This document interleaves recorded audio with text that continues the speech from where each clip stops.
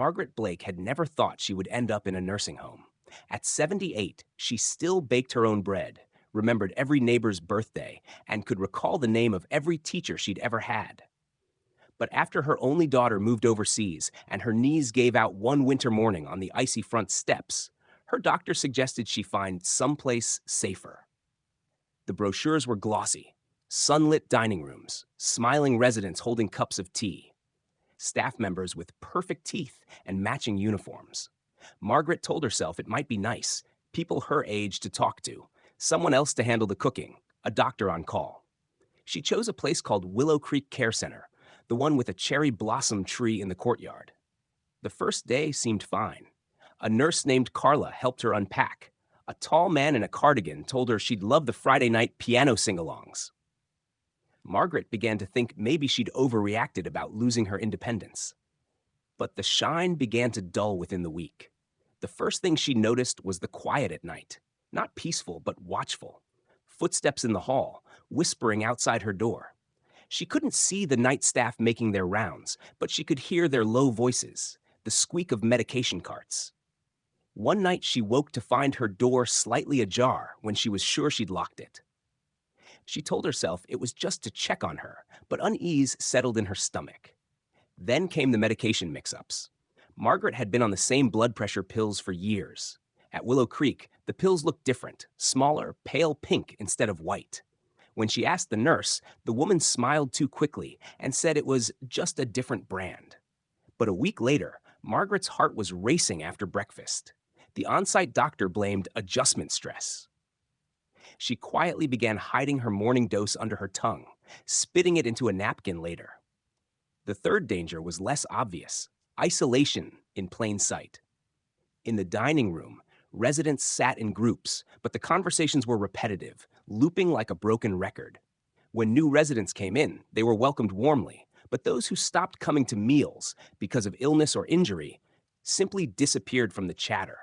No one explained where they'd gone. When Margaret asked about her friend Lillian, who had missed lunch for 3 days, the staff said she'd been moved for better care.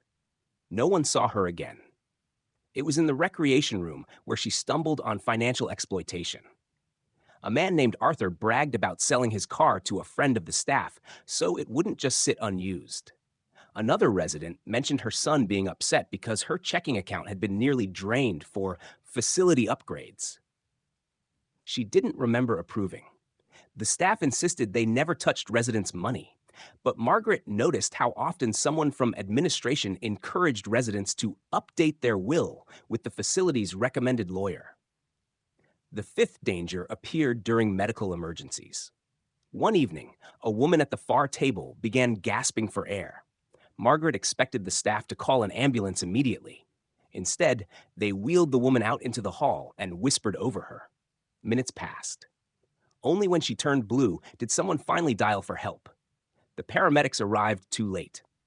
The next morning, there was no mention of her at breakfast, just an empty seat and an extra basket of bread rolls. Margaret's sixth realization was about staff turnover and neglect. Every week, it seemed, someone new was wearing the uniform. The new aides didn't know residents' names, dietary needs, or medical histories. One forgot to give Margaret her arthritis cream for days until her fingers swelled so badly she couldn't button her sweater. Another accidentally left the heater off in the middle of winter in one wing of the building. The residents who complained were labeled difficult. And the last, most insidious danger was loss of autonomy disguised as care. At first, they simply encouraged her to eat at a certain time. Then they suggested she skip the stairs and use the elevator. Soon, she was reminded not to go outside alone. One afternoon, she found her shoes missing from her closet. The staff claimed they were being cleaned, but she suspected it was to keep her from walking to the courtyard unaccompanied. Every small restriction was explained away as being for her safety, but Margaret began to realize that each one chipped away at the choices that made her feel human. The tipping point came when she overheard two nurses talking in the hallway. They mentioned her name, followed by the words high maintenance and possible memory decline. Margaret's heart thumped hard in her chest. She knew her mind was sharp. But here, a label could be enough to decide whether she was moved to the higher care floor. the one no one came back from. That night, she packed a small bag. Not much. A photograph of her daughter, her knitting needles, the little clock from her old kitchen. She slipped out just before dawn, shuffling down the hall with her slippers muffling her steps. Outside, the cherry blossoms were in bloom, their petals scattered on the walkway like a soft carpet. She followed the road until she reached a gas station, where she called her neighbor from her old street. When her daughter learned what had happened, she was furious. At herself for not checking more closely, at the pretty brochures, at the people who had turned care into control. They found a small rented apartment near the town library. Margaret hired a part-time aide who came by twice a week. She cooked her own breakfast again. She locked her own door at night. She chose when to walk outside, when to knit, when to sleep. Months later, she read in the local paper that Willow Creek Care Center was under investigation for financial misconduct and neglect. Several staff members had been dismissed.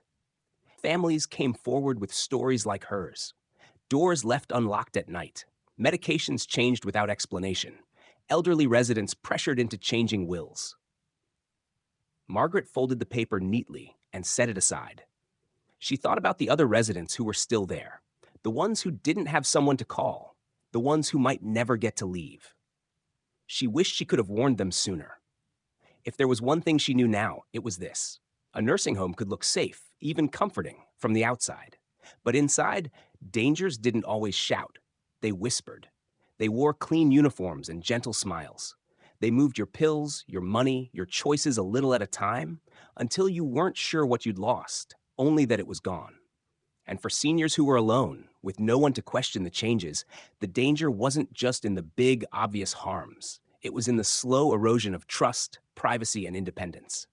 Margaret hoped her story would help someone else see the signs sooner. The strange footsteps at night, the changed pills, the vanished friends, the quiet way your world was made smaller. Because once you noticed those whispers, you could still walk away.